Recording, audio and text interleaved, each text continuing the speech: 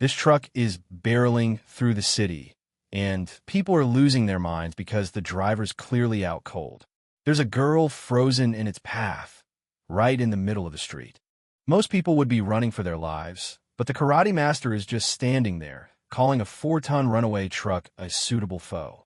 Without missing a beat, he charges straight at the grill and lands a massive punch to save the girl. The impact sends him flying through the air, completely covered in blood. It looks like he's a goner. He wakes up in this weird, floating world and hears a voice telling him to snap out of it. Turns out, he's in the spiritual realm meeting Glenn of the Eastern Palace, a goddess who says she's his new guide. But the dude is completely ignoring her, obsessing over how he could have handled that truck better if he'd targeted the tires or engine instead.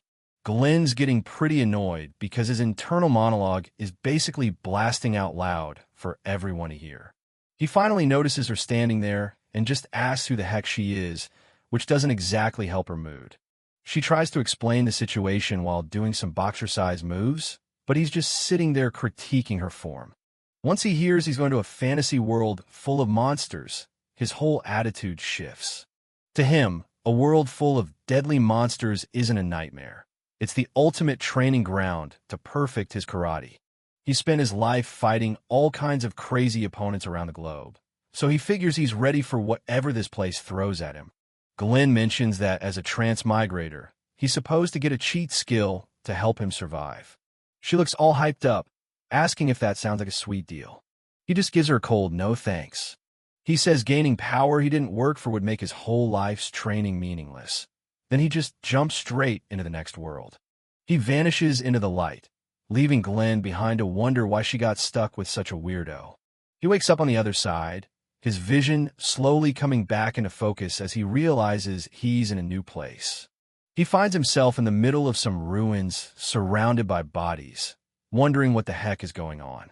A girl named Wilma Del Vanfry is collapsed on the ground nearby, and she desperately tells him to run for his life. That's when this massive minotaur comes stomping out from behind a ruined wall. The karate master looks up at the beast and finally realizes what Glenn meant by monsters. From the shadows, a guy in a black robe watches the scene, telling his minotaur to take them out. Wilma is panicking, begging him to leave her and save himself. But he's not budging. He just clenches his fists and says there's no way he's running. He drops into a karate stance, feeling like this is exactly the kind of fight he was hoping to find. She screams that he can't fight a monster with just his bare hands, but he just gives her a confident look and tells her not to worry. The minotaur lets out a roar that shakes the walls, but he stays perfectly calm. The beast charges at him with everything it's got. It swings its massive arm down to crush him into the pavement. He's already reading its moves, figuring that since it's so huge, its attack patterns are basically child's play for a pro. He steps in and delivers a heavy kick right to the beast's leg. He realizes its hide is as hard as rock, but that doesn't slow him down one bit. The thing is over 5 meters tall, a literal mountain of muscle, but it still can't land a single hit on him. He starts doing the math, knowing that while its size gives it power and defense, it's not invincible. He thinks back to fighting pro wrestlers during his training and tells the Minotaur they were way tougher than this. He tells the beast to come at him and show him what it's really got. Wilma is just watching in total shock as this guy goes toe-to-toe with a monster using nothing but his fists. The Minotaur gets even more aggressive, trying a two-handed swing to pin him down.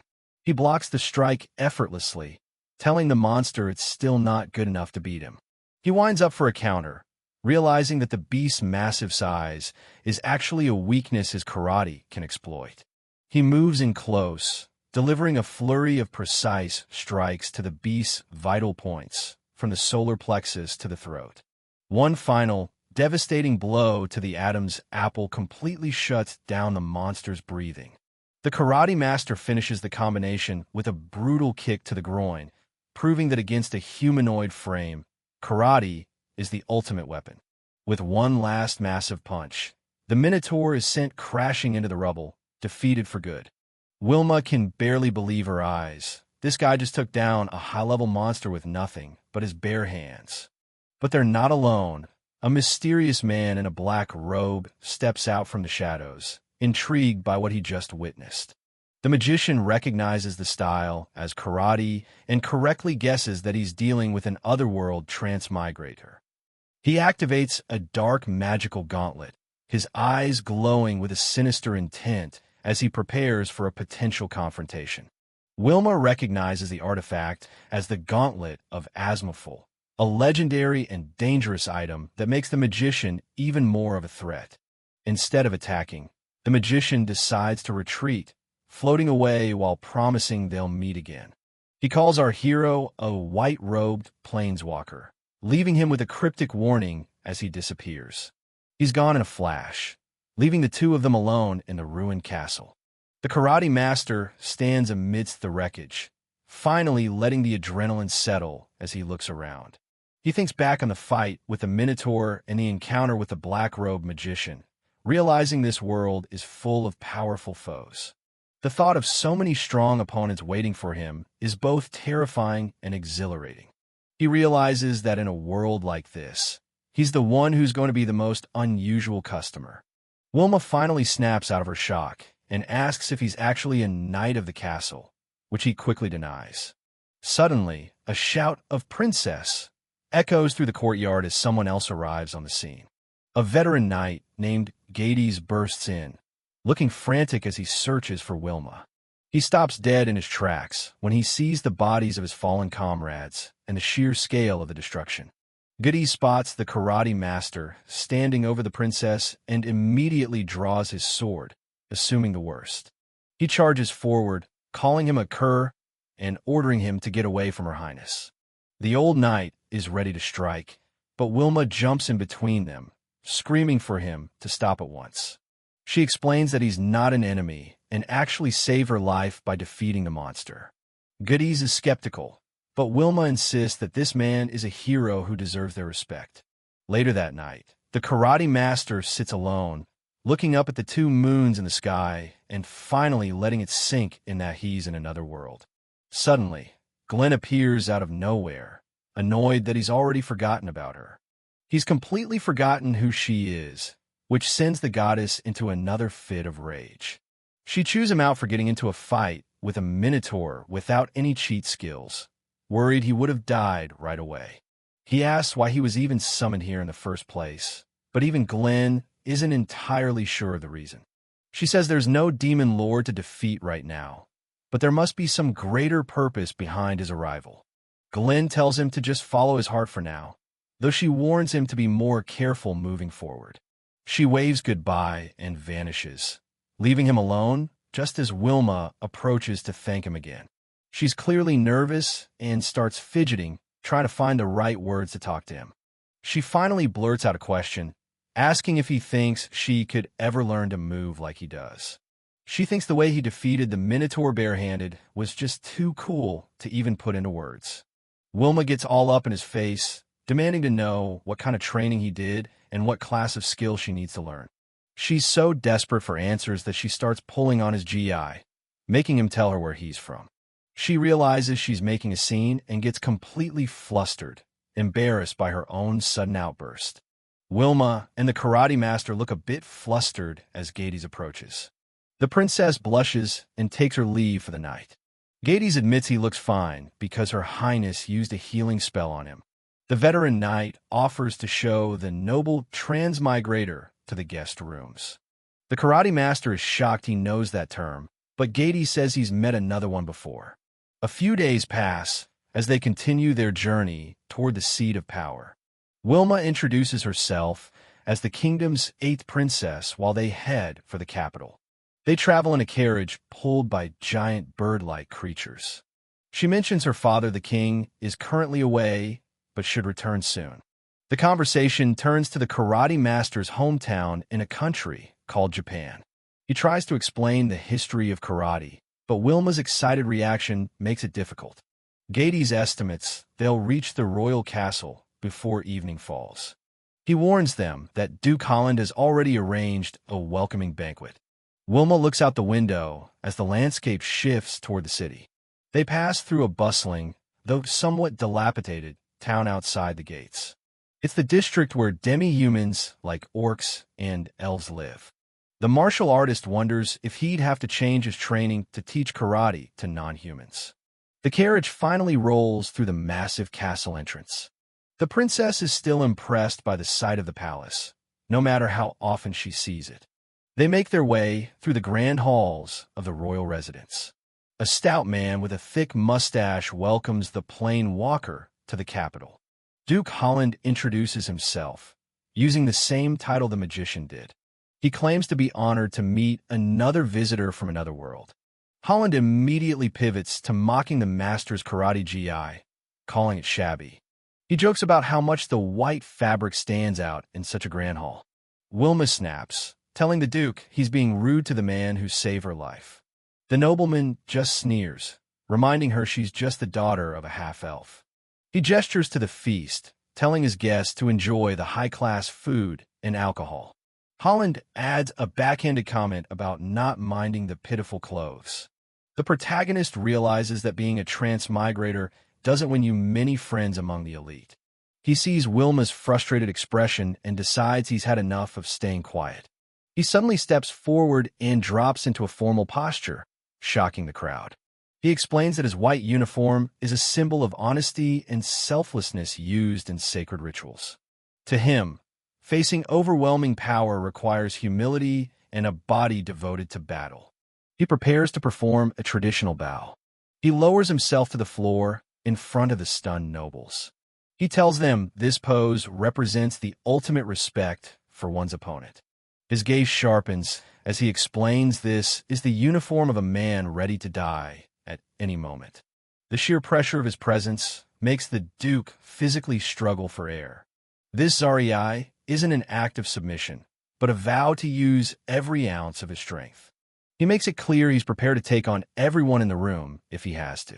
Holland cowers in his seat, wondering if this terrifying aura is some kind of cheat skill. The karate master explains that his way is all about pushing past the limits of a human body. Holland is losing his mind and calls for his champion, while Wilma looks on in horror. He screams for Bergen to get over there, and everyone can see how unfair this matchup is. A massive dude in full plate mail with a giant shield steps up, looking like a literal wall. Holland is just laughing at this point, saying his knight can take down a minotaur in one hit. Our guy just looks at him, knowing this is where the real fight starts. This Bergen guy is a total fortress, covered in steel from head to toe with zero weak spots. And as if the armor wasn't enough, he's carrying a shield the size of a door and a heavy sword. Holland starts talking trash, asking if the visitor is too scared to even get off the floor. Wilma tries to shut it down, but the Duke just tells her that warriors don't get to pick their fights. Gades and the others are watching closely, wondering how anyone fights a guy like that barehanded. The karate master finally stands up and calls the Duke a larbag, which goes over about as well as you'd expect. Holland is absolutely fuming that a noble elite like him is being insulted by some random guy. But the master doesn't care about titles. He tells the Duke that status means nothing to him. He gets into his fighting stance and says he'll take on any challenger who want a piece of him. He tells a blushing Wilma not to worry and just to have some faith in his karate. The Duke tells Bergen to kill him with kindness, and the knight just coldly says, "As you wish." Bergen doesn't waste any time and charges forward, leading with that massive shield. The master notices right away that this guy moves way too smoothly for someone in that much armor. He realizes he's up against a seriously skilled fighter, not just some clumsy brute. The knight swings his sword with enough force to end things instantly, but our guy is quick. Bergen is surprisingly fast for a tank, closing the gap for a full-on charge. The master tries to land a hit, but it's like punching a mountain. Then Bergen hits him with a shield bash that really packs a punch. The impact sends him sliding across the floor, and you can tell that hurt. He realizes that trying to punch through solid steel isn't going to work out well for him. But he's actually smiling because this is exactly the kind of challenge he was hoping for. He thinks about how most people assume knights are slow, but the reality is way different. Bergen stays on him, swinging that sword with everything he's got. The master barely gets out of the way as the blade cuts through the air. He tries a kick to the side, but it just bounces off the armor with a metallic ring. The knight swipes again, and our guy has to keep moving just to stay alive. Another massive blow from the shield cracks the tiles on the floor. He tries to find an opening, but Bergen's defense is just too solid. The knight slams his shield down, creating a massive impact that shakes the whole room. People in the crowd start screaming and running as the banquet hall gets wrecked. Everyone is shocked by how much experience this knight has. He's clearly a pro. Gades even offers to jump in and help out, thinking the master is in over his head. But the protagonist just gives him a smirk like he's having the time of his life. He knows he's at a huge disadvantage being unarmed, but he's not planning on losing. Bergen lumbers forward, hiding behind his massive shield and thick plate armor. The karate master just smirks, asking if the knight can even keep up with him. The crowd panics as the fight spills toward them, making everyone scramble for cover. He vaults over the dining tables like they're nothing, leaving the onlookers in the dust. While he dodges, he scans the room, looking for something that'll finally crack that iron defense. Duke Holland is already losing his mind, screaming as the protagonist disappears into the rafters. Bergen is left standing there, frantically looking around for the opponent who just vanished. But the karate master is already way above him, having scaled the walls in a heartbeat. He finds his target and delivers a strike straight into the ceiling supports. Before anyone can react, he drops down and uses Bergen's own helmet as a stepping stone. He reaches out, grabbing hold of the massive iron chain suspending the central light fixture. He perches right on top of the giant chandelier, looking down at his armored target. With one swift hand chop, he severs the chain as Bergen looks up in pure terror. The massive iron structure slams down, pinning the knight to the floor with a deafening crash. The nobles are stunned. The commoner just used the ceiling to take down their champion. The karate master strikes a pose, jokingly calling it the low chandelier crusher. Holland is livid, calling him a cheating coward for not fighting fair and square. But the protagonist just looks at him coldly, saying that real fighting is all about having options. He explains that by relying on heavy armor and a shield, Bergen gave up all his choices. Since he uses his own body as a weapon, his own options are limitless compared to a guy trapped in a tin can. Wilma looks on in awe, realizing she's watching a level of combat mastery she's never seen. Holland won't hear it, though, pointing a finger and ranting about how a commoner should know his place. The princess finally snaps, telling Holland to shut up because his own behavior is the only thing that's shameful. The Duke is left speechless while the karate master stays focused, knowing this isn't over yet. Sure enough, there's movement under the wreckage as Bergen starts to lift the massive debris. The knight drags himself up, eyes bloodshot and filled with nothing but pure murderous rage. Wilma is terrified, seeing that their champion has completely lost his mind to anger. The karate master just settles into his stance, ready for round 2 with a slight grin. Bergen hurls his massive shield like a projectile, but the protagonist just slips right past it. The knight charges him blindly, screaming that he's going to end the commoner right here. He swings his heavy sword with everything he's got, aiming to cleave the MC in two. The karate master doesn't move an inch, winding up his fist for a direct counterstrike. His punch connects squarely with Bergen's chest plate, sending a massive shockwave through the hall. He puts every ounce of his training into this one focused strike. Holland and Wilma watch with bated breath, wondering if a bare fist can actually dent that steel. The impact looks massive, but for a second, the armor seems to hold firm. A high-pitched metallic ring echoes throughout the palace as the energy disperses. The onlookers are confused. The knight is still standing, and the plate doesn't even have a scratch. Holland starts to laugh, mocking the protagonist for thinking a simple punch could do anything to royal armor. But then the Duke notices something. The back of Bergen's armor is starting to warp outward.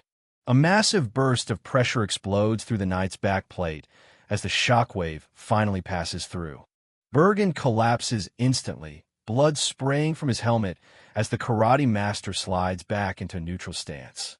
The karate master names his move Uriate.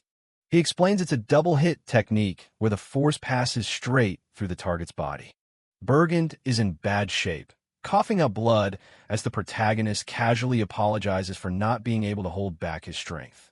Wilma is completely awestruck, realizing she's witnessing a power that can defeat a formidable enemy head-on. She turns to Duke Holland and tells him it's officially his loss, leaving the nobleman trembling. Holland can only scream in disbelief as his champion lies defeated before his eyes. Wilma demands an apology for his rudeness, reminding the Duke that this man is a guest of the king. But Holland loses it, screaming at her and refusing to bow his head to someone he considers to be of vulgar birth. He goes on a frantic rant about his family's distinguished pedigree and their generations of protecting the country. He sneers that the kingdom's bloodline is being filthy by associating with an outsider like the MC. Finally snapping, Holland declares him a rebel and orders the royal guards to execute the insurgent on the spot.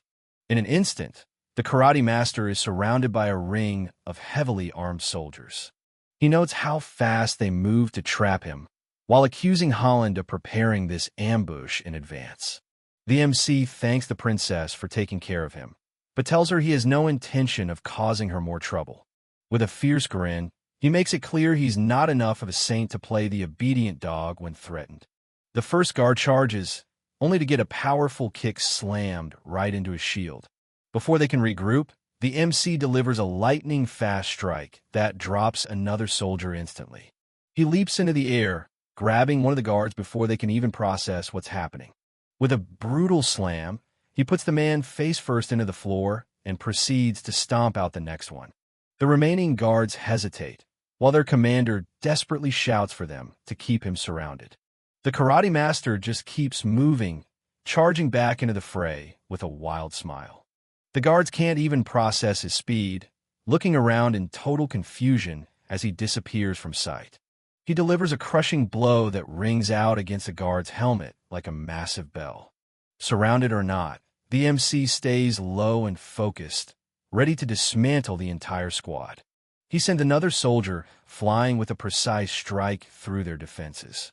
He carves a path through the palace, leaving a trail of unconscious royal guards behind him. Watching from the balcony, King Wilhelm admits the man is a monster, while Wilma glows with pride. The MC smashes through a window, deciding to take the battle outside to the courtyard.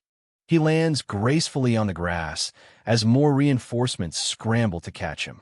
Waiting there's a specialized killer known as the Killer Gardener, who mocks the MC for his rotten luck. The assassin prepares to harvest the protagonist's life with a wicked-looking scythe. But the karate master isn't impressed, shattering the weapon and the man with one quick sequence. He stands alone in the middle of the field, casually considering if he should just beat every guard in the castle. Suddenly, a massive shadow blocks out the sun, looming over him from above. He looks up in shock as he senses a massive amount of power descending on the courtyard. High above, a massive wyvern descends, its rider ready to deliver death from the skies. The MC stares up at the beast, realizing things just got a whole lot more complicated. In this world, wyverns are the ultimate aerial weapons, the equivalent of a modern-day attack helicopter. Even the princess is horrified that Holland would mobilize a legendary dragon knight for a single man. Instead of being scared, the karate master just smirks at Holland's warm welcome. The creature lets out a screech and dives straight toward the center of the yard at high speed. The dragon's maw opens wide as it prepares to tear the rebel apart with its massive fangs. The karate master barely manages to dodge a lethal strike from the dragon's massive claw. He dives across the courtyard as the ground shatters behind him, debris flying everywhere from the impact. High above, the dragon rider commander readies his crossbow, looking for a clean shot to end the fight. A hail of projectiles rains down from the sky, forcing the protagonist to stay on the move as they thud into the earth. Despite the mortal danger, he can't help but be impressed by the speed and intensity of the barrage. He quickly realizes the deadly synergy between the dragon's raw power and the rider's expert sniping. By the time he fixes his posture to counterattack, the beast has already retreated back into the safety of the sky. Looking up, the karate master finally admits to himself that this duo is undoubtedly a powerful opponent. The wyvern lets out a low, menacing growl as it banks around for another pass. Wilma screams a desperate warning to the Mr. Transmigrator as the dragon's roar echoes across the palace. With a final, terrifying shriek, the creature opens its jaws and bathes the entire courtyard in a sea of fire. Wilma watches as the flames die down, praying the man she just met somehow survive the dragon's breath. The karate master stands amidst the smoke, his clothes torn and smoldering, actually impressed that a lizard can breathe real fire. Back on Earth, he'd spent countless hours simulating how to fight monsters and flying enemies. It was a dream he never thought he'd actually test. Now that he's in a world where those simulations are a reality, it's finally time to see if his theories actually work. He drops into a solid stance, centering his weight for the next exchange. While the wyvern circles back, Duke Holland panics on the ground, frantically searching for any sign of his target. Holland assumes the guy only survived the first blast by luck and must be covered in burns by now. The minister starts gloating, calling him a wretched outsider and screaming for his men to finish the job.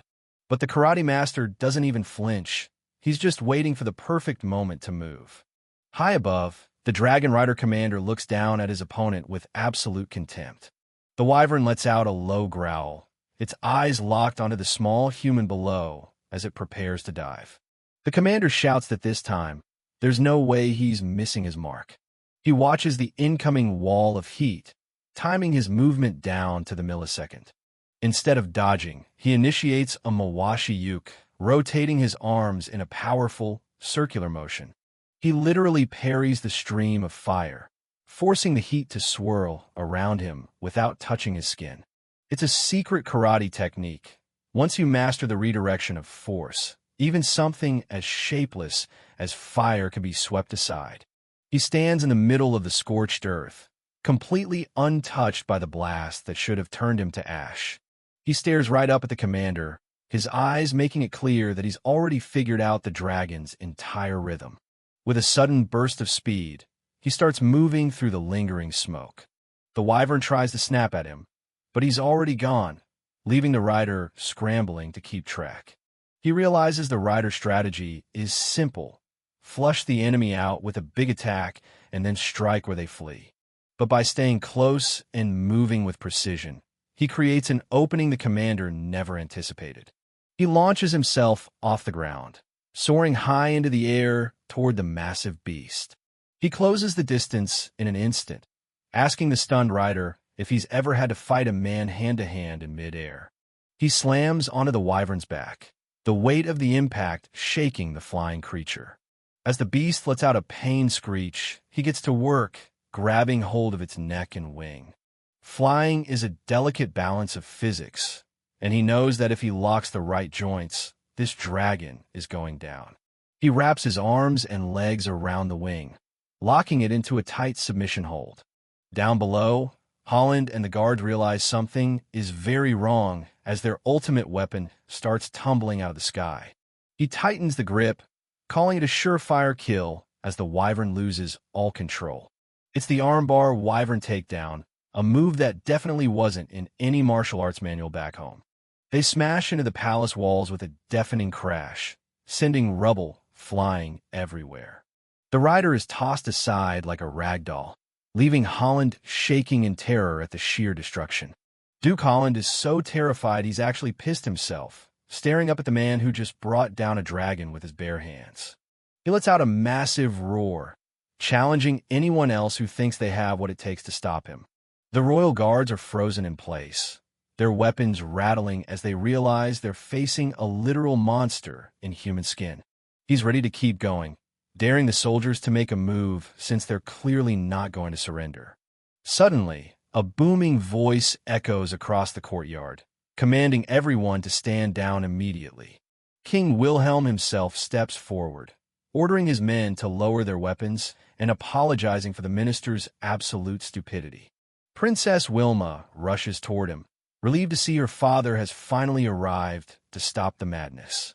The karate master looks at the king, sensing a presence far more composed than the pathetic duke on the ground.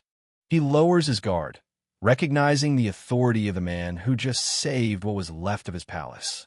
The man standing before him is indeed the king, a figure of unexpected authority who just put an end to the chaos in the courtyard. The two move to a more private setting, where King Wilhelm apologizes for the trouble Duke Holland caused. The karate master points out that trouble is a bit of an understatement, considering they were actively trying to kill him. He knows better than anyone that the danger hasn't passed just because they're sitting in a fancy room. Wilhelm admits that it's natural for him to be wary given the circumstances. He confesses he was watching the duel and found the stranger's martial arts to be absolutely excellent. The realization that the king was watching the whole time catches the karate master off guard. He starts to wonder if this man is just another manipulative noble like Holland, playing a deeper game. But then Wilhelm mentions that if he truly wanted to, the karate master could probably kill him right where he sits. He challenges the king, asking exactly what he plans to do about a threat that dangerous sitting across from him. Wilhelm simply smiles and says he'll do nothing at all, which is the last response he expected. The king explains that anyone capable of taking down an entire kingdom's elite force is essentially their own sovereign nation. He treats their conversation as a formal diplomatic summit between equals, not a king and a commoner. Wilhelm is clear about one thing. This is a peace negotiation between two powers. The karate master sees a level of composure in the king's eyes that he's rarely encountered before. He compares Wilhelm to the most formidable masters he's ever known, men who commit everything to the moment. In that moment, he realizes he still has quite a bit to learn about the true weight of leadership. He offers a respectful apology for his earlier aggression, recognizing the man's genuine presence. Wilhelm brushes it off and invites him to take a seat and join him for a drink. The king pours the drink himself, further closing the distance between them. He tells the karate master he can just call him Wilhelm, a level of informality that's almost unheard of. Wilhelm reiterates that as equals, there's no need for formal titles between them. The MC reflects on how every other person in power he's met has always looked down on everyone else. But this man remains perfectly regal while treating him with absolute respect. It's a rare display of true majesty, leaving the karate master feeling a different kind of defeat. He admits that he's lost this particular battle of wits to Wilhelm's overwhelming character. With the immediate conflict resolved, the story shifts away from the palace. The MC is granted a quiet, detached estate tucked away behind the main castle. For now, he's staying here as a guest of the king, finally finding a moment of peace. It's a perfect spot to settle down and focus on his training, away from the prying eyes of the court. However, he quickly realizes that he won't be entirely alone in his new home. Princess Wilma has started coming by almost every single day, greeting him with a bright smile. She's even taken to calling him teacher, though he keeps telling her there's no need for that. She brings him a gift to replace the clothes he ruined during the battle with the dragon rider. It's a brand new dogi, made from sturdy sailcloth that can actually withstand his intense training sessions. He tries it on and finds it to be a perfect fit, both comfortable and durable. Wilma is overjoyed, especially since she had a matching one made for herself.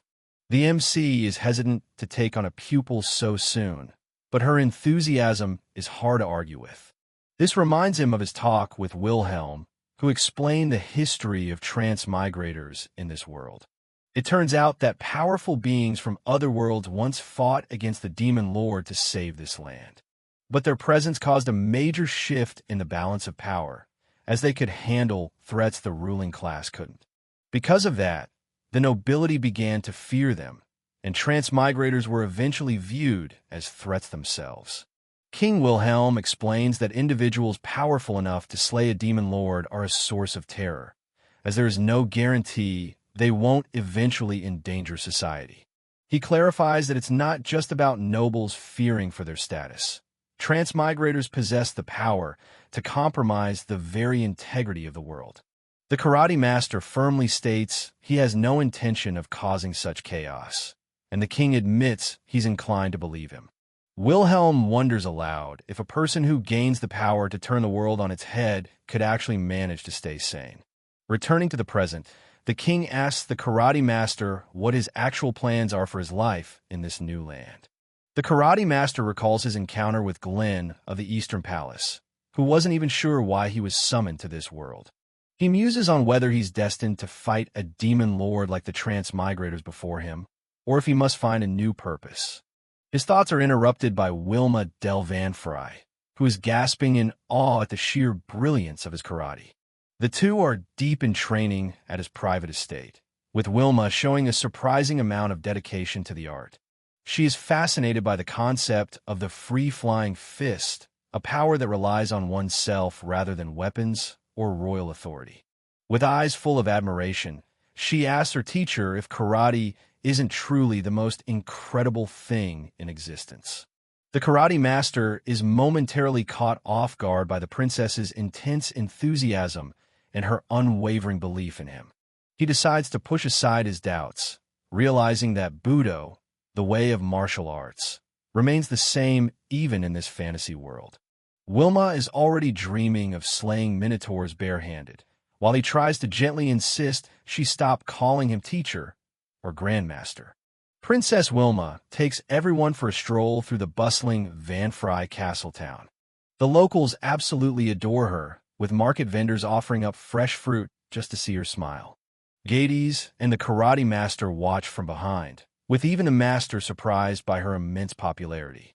She treats everyone the same, whether they're noble or commoner, and always keeps a bright smile. Gades mentions that if she were a man, she'd likely be caught in a messy battle over succession to the throne. She turns back to check on them, apologizing for the delay. Then she's off again, greeting the next person she sees with endless energy. Gades admits he's a bit worried about how trusting she is of everyone around her. But the happy vibes are cut short by a shout coming from a side alley. A merchant is cornering a young demi-human boy, towering over him in the shadows. He's accusing the kid of theft and won't listen to a single word of denial. He doesn't even wait for proof before landing a punch that sends the boy to the ground. The group catches up just in time to see the whole thing go down. The karate master notices the killing intent in the merchant's eyes. This is getting serious. The man demands to know why a lowly palveling would dare talk back to a human. Wilma tells them to stop immediately. The merchant is shocked to see the princess in a place like this. She asks what's going on, and the man claims the boy tried to swindle him on a shipment. When Gades asks for proof, the man says the boy's race is all the evidence he needs. Wilma isn't having it, stating clearly that prejudice doesn't equal guilt. Gades gives him a choice: walk away now or explain himself in the royal court. Seeing he's lost this one, the merchant backs off, but not without one last slur. A heavy silence hangs in the air as the man walks off. Wilma kneels down, reaching out a hand to see if the boy is okay. But he just slaps her hand away, telling her to mind her own business. He doesn't see a hero. He just sees another royal who has no idea what his life is like. He mocks her for living in a castle, while people like him struggle in the dirt. Her sympathy doesn't change a single thing for them. The boy pulls his cart away, disappearing back into the alley. The karate master recognizes that look, the helpless urge to kill from someone who can't do anything about it. He realizes that even the best intentions can't erase deep hatred or fix the world's problems overnight. Wilma tries to force a cheerful face, but she's clearly shaken by what happened. She asks if they're hungry and suggests finding a place to eat. They continue their walk, but the mood has definitely shifted. She picks a local eatery, trying to move past the awkwardness. The commoners are stunned to see her there, especially since the king's guard is already present. It turns out, King Wilhelm himself is out for a meal. He invites them to join him for a bowl of the local specialty. It's a dish called frikadeller, basically their version of a hamburger steak. The karate master is curious about what's actually in it, but it looks appetizing. Even inside, they can hear the crowds cheering for Wilma. The king admits he feels like he's wronged her by keeping her away from the capital for so long. He explains that after the war, distrust of demi-humans only grew, so he sent her to a remote castle to keep her safe. King Wilhelm continues his story, admitting that a past plan ended up backfiring on him. He reveals that the castle stored a sacred item called the Gauntlet of Asmaful, and a raider recently put Wilma in grave danger to steal it. The karate master immediately thinks of the black-robed man he saw before, a fellow planeswalker. The king admits that if it comes to such a conflict, the gauntlet simply isn't worth his daughter's life. He then turns to the master with a very serious expression.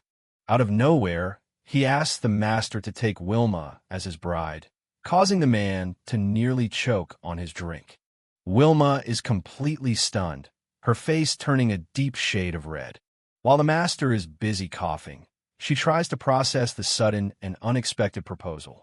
The king explains that having a powerful transmigrator in the royal family would solve a lot of political headaches and keep Wilma safe. He asks if the master is dissatisfied, while the poor guy tries to find the words to object. The master stammers that he's still in training and isn't ready for that kind of commitment. Wilma suddenly remembers something and runs off, eager to show her teacher the Tower of Triumph. The king tells the master to follow her, letting the youngsters have some space. He watches them go with a knowing grin, clearly satisfied with how he's playing matchmaker. In the distance, the massive Tower of Triumph looms over the capital city. Wilma excitedly points it out as they approach, her energy fully returned. She explains that her father built the tower to commemorate their victory in the Great Hieratratic War. It was designed to provide a complete view of the kingdom, allowing them to spot and respond to any trouble immediately. Suddenly, the master senses something off and looks up at the sky. He realizes something is descending from the clouds at high speed. It's the black-robed man, Javid, and he's coming straight for them. A blinding light suddenly erupts from the sky above the tower. A colossal magical blast strikes the Tower of Triumph, tearing through the structure and sending shockwaves across the city. The citizens watch in horror as their symbol of victory is obliterated in an instant. Javid hovers above the ruins, laughing maniacally as his gauntlet pulses with dark power. Wilma can only stare in disbelief at the sudden and total destruction. The massive stone structure crumbles, falling into a heap of rubble and dust. A thick cloud of debris settles over what's left of the tower. The master shields Wilma from the falling stones as Javid descends to confront them. King Wilhelm yells at Javid, asking if he's lost his mind, but the fallen hero claims he's simply awakened to the truth. He proclaims that the tower was built on lies and that the Great Hieratratic War never truly ended. He taps into the gauntlet's power, declaring his intent to end the war on his own terms. He sets his sights on the karate master, promising to bring him death. Without another word, Javid launches a devastating wave of magic toward them. The impact is massive, tearing up the cobblestone streets. A knight manages to throw up a magic barrier, just in time to block the primary blast. But the barrier can't hold forever, shattering under the intense pressure of Javid's magic. The master grabs the king and pulls him to safety as the area is consumed by smoke. Javid isn't finished, firing another blast with a look of pure disdain. The ground is scorched and cracked from the repeated magical assaults. The master is forced to dodge and weave as the magical fireballs rain down on their position. The king can't believe the sheer power and speed of Javid's attacks. It's like his mana is limitless. Javid hovers in the air, his dark magic swirling into a massive orb as he declares his intent to wipe out both his enemy and the entire city in one stroke. King Wilhelm and the others watch in terror, recognizing the overwhelming power as a nuclear blast, while the karate master desperately tries to think of a way to stop such a catastrophic attack. In a desperate attempt to appeal to his humanity, Wilma steps forward, her voice trembling as she begs Lord Javid to stop his senseless destruction. She pleads with him, asking why he would do such a thing when he was once known as the great savior and the hero of the Hexblade. Javid looks down at her with cold, empty eyes, rejecting the title of savior and claiming he only ever sought to destroy the demon lord. Wilma's heart breaks as she remembers his past heroics, but Javid remains unmoved, his rage consuming any remnants of the man he used to be. He snarls at her to move, threatening to blast her away along with the rest of the city if she continues to stand in his path. Just as hope seems lost, the karate master steps firmly in front of Wilma, his presence calm and steady despite the looming threat. He stares Javid down, demanding that he stop the collateral damage and face him directly. He tells Javid that his quarrel is with him alone and that the innocent citizens of the capital shouldn't have to suffer for it. Javid is amused by the challenge, laughing as he agrees to a duel to finally settle their fate. With a final flare of magic, Javid sets the terms. They will meet at the West Plains at dusk to decide the future of this world. He disappears into the clouds, leaving behind an ominous promise of his infinite power. Below, the people of the capital are left to pick up the pieces of their shattered lives amidst the smoke and rubble of the ruined tower. The karate master watches the sky, his jaw set and his fist clenched tight as he prepares for the battle to come. In a quiet moment of reflection, his mind wanders back to his former life and the sterile quiet of a hospital room.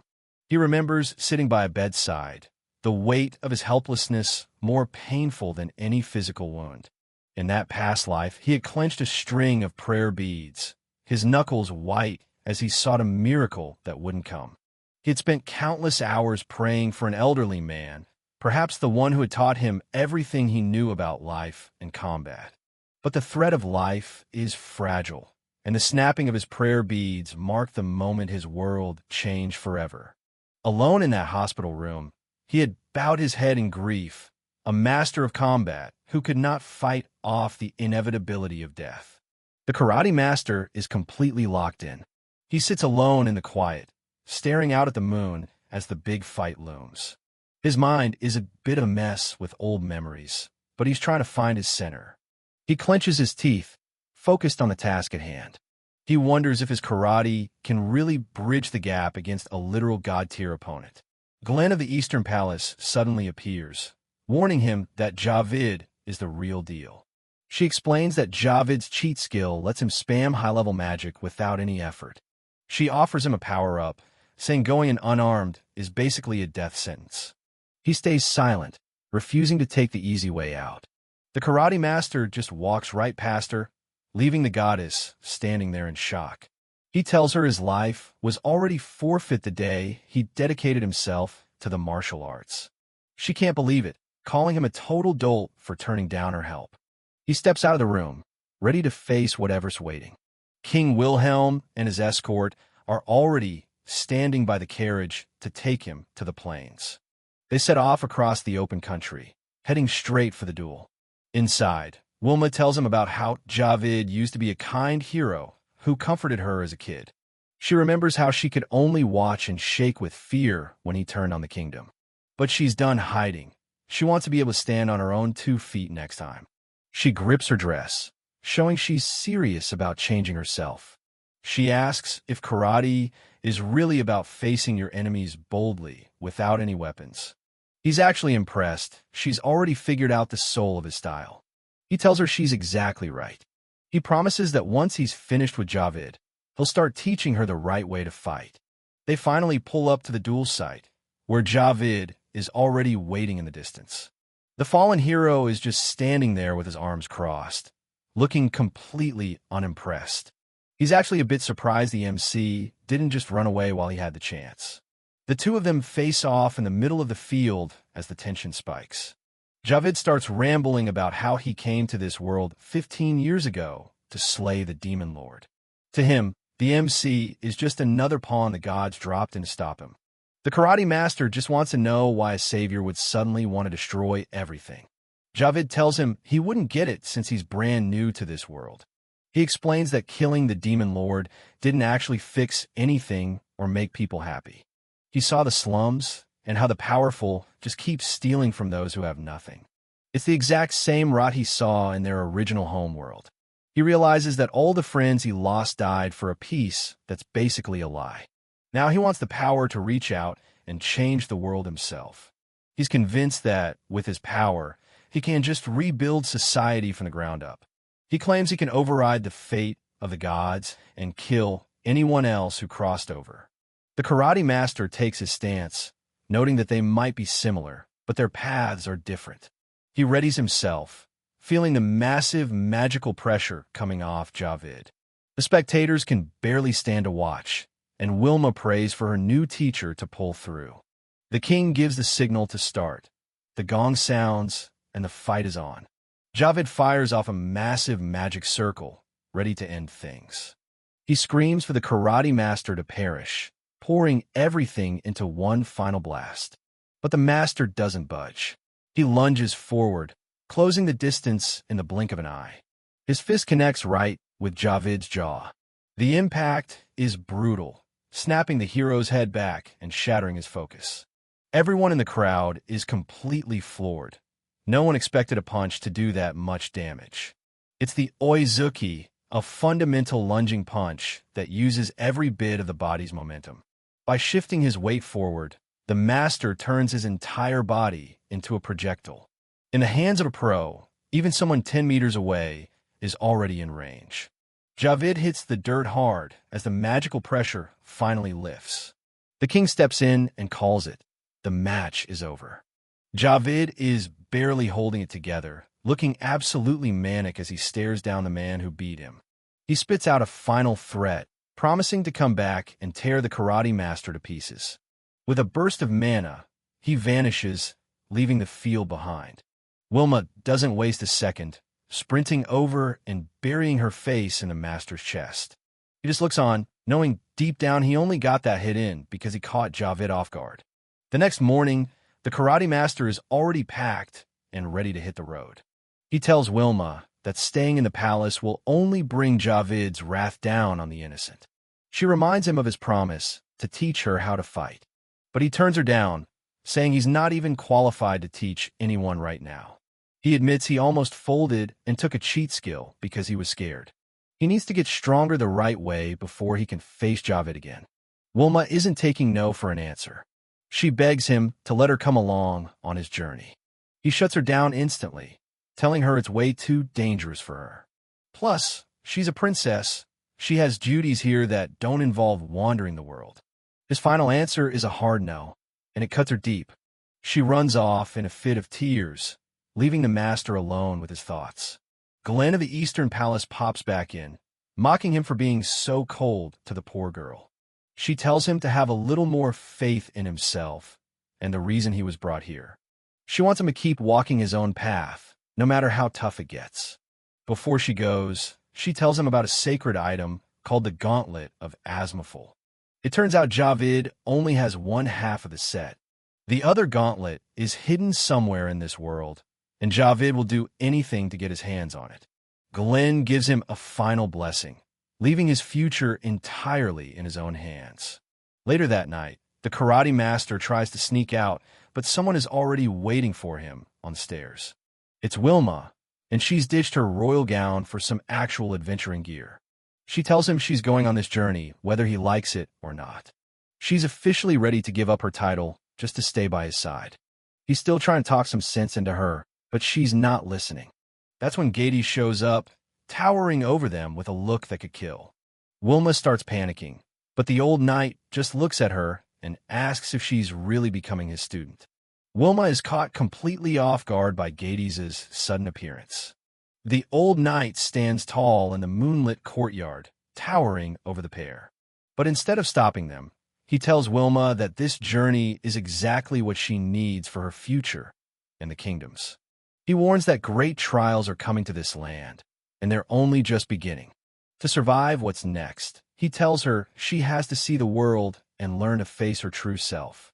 Wilma wipes away her tears, giving him a determined smile as she accepts the challenge. Gades turns to the karate master, officially addressing him as the Lord Transmigrator. The master agrees to take the princess under his wing, and Gades formally entrusts her to his care. But then, Gades suddenly draws his blade with a sharp ching. He smirks, saying they need a cover story for the nobles, something about a violent escape from house arrest. The master catches on quick, realizing the old man is actually doing them a huge favor. Gades lets out a roar and swings his massive sword, making sure the fight looks as real as possible. He puts his back into the swing, really selling the performance. The karate master counters with a strike of his own, sending a shockwave through the courtyard. Gades hits the ground hard, privately marveling at the sheer power packed into the master's frame. He knows no normal training could produce a body like that. The master is on a whole different level. With the altercation over, the karate master calls out to Wilma, and they prepare to head into the night. Wilma takes one last look at the place she's calling home. Gades watches them disappear, content that the princess is finally in the right hands. As the stars shine over the capital, the white-robed planeswalker and his new student begin their trek into the unknown.